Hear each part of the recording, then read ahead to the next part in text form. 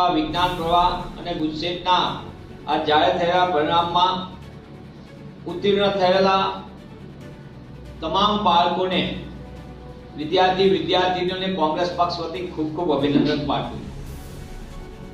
જેમનું પરિણામ અપેક્ષા મુજબ નથી આવ્યું એમને નિરાશ થવાની જરૂર નથી, પણ વધુ પ્રયત્ન કરીને તેઓ સફળતા મેળવી શકશે તે દિશામાં એમને પ્રયત્ન કરવા જોઈએ.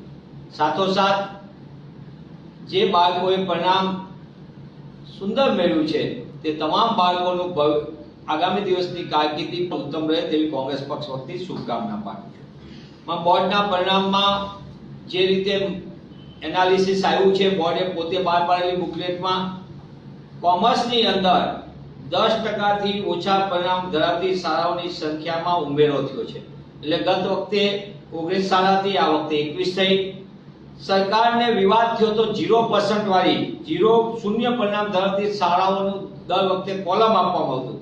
આ વખતે 0 પરિણામ ધરાવતી શાળાનું કોલમ જ કાઢી નાખવામાં આવ્યું છે, જેથી કરીને માહિતી આપો તો એનાલિસિસ થાય ને.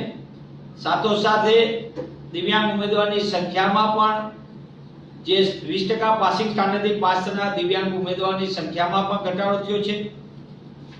આ થઈ વાત સામાન્ય પ્રવાહ. સાથોસાથ વિજ્ઞાન પ્રવાહના પરિણામની અંદર 10% કરતા ઓછું પરિણામ ધરાવતી શાળાઓની સંખ્યામાં પણ ઉમેરો થયો છે. સૌથી ચિંતાજનક ક્વોન્ટિટી એજ્યુકેશનની વધે પણ જે ક્વોલિટીની આપણે વાત કરી છે તો ધોરણ 12 વિજ્ઞાન પ્રવાહમાં A1 ગ્રેડ મેળવતા વિદ્યાર્થીઓની સંખ્યામાં ઘટાડો થયો છે. મોટા પાયે ઘટાડો થયો, એટલે કે ગત વખતે A1 ગ્રેડમાં 1034 વિદ્યાર્થીઓ હતા. આ વખતે એ સંખ્યામાં મોટા પાયે ઘટાડો થઈને 831 માત્ર 831 વિદ્યાર્થીઓને સમગ્ર રાજ્યમાંથી A1 ગ્રેડ મળ્યો છે.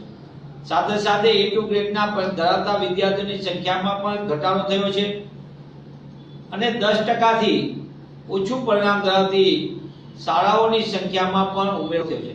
આમ સમગ્ર દ્રષ્ટિએ પરિણામમાં હું આપના માધ્યમથી સરકારને વિનંતી કરું છું કે સરકાર ખાનગી શાળાઓની સંખ્યામાં અતિ ઉમેરો થયો, ખાનગી શાળાઓને કોચિંગનો રાખલો ફાટ્યો, પણ જે ક્વોલિટી એજ્યુકેશન માટે ચિંતા કરવાની જરૂર છે એ દિશામાં પણ સરકાર કશું વિચારે તો એ આવકારદાયક રહેશે. સાથે સાથે વિજ્ઞાન પ્રવાહના A ગ્રેડના એટલે કે જે રીતે A ગ્રુપના વિદ્યાર્થીઓની સંખ્યા જોતા સ્પષ્ટ દેખાય છે ગત વખત કરતા પણ સંખ્યામાં ઘટાડો છે. પરિણામ લગભગ નજીકથી સારું છે.